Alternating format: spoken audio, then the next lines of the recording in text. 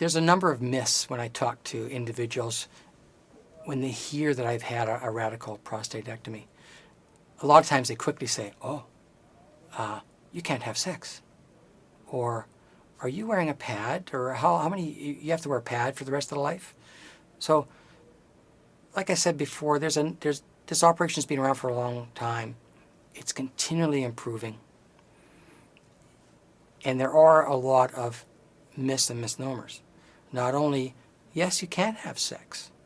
Not everybody, and different degrees, but you can, depending upon your situation. And of course, there are a lot of fantastic drugs right now that help with recovery as well as your erectile dysfunction. Incontinence as well. There are some procedures after the fact that can help you. And there are some techniques. I know many men who for years have had incontinence problems. And it wasn't until someone said to them, through a support group, that said, you know what?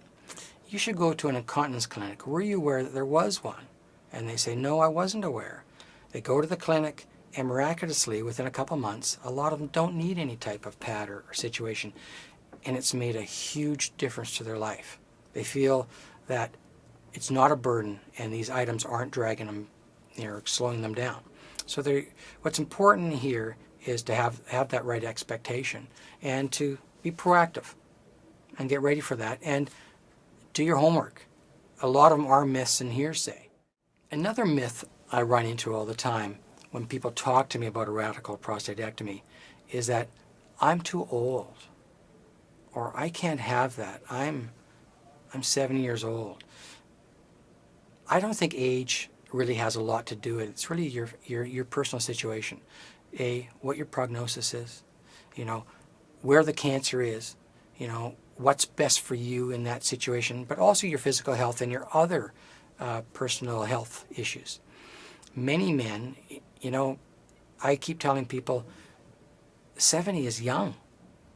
I know a lot of 7-year-olds that run by me down the street.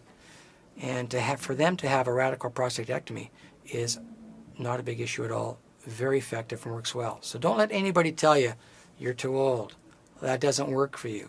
There's a lot of options out there, and especially when it comes to a radical, it does work for a lot of people if the situation's right for them. Another myth that people have about a radical prostatectomy is that it's the only treatment. Have the operation, get rid of it.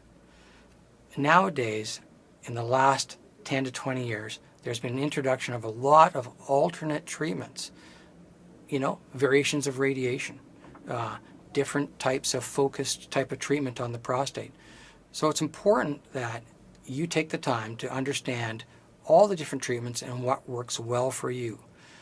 When you talk to individuals or talk to doctors, don't let them only talk about one procedure. Explore all the options and really, really decide what is best for you.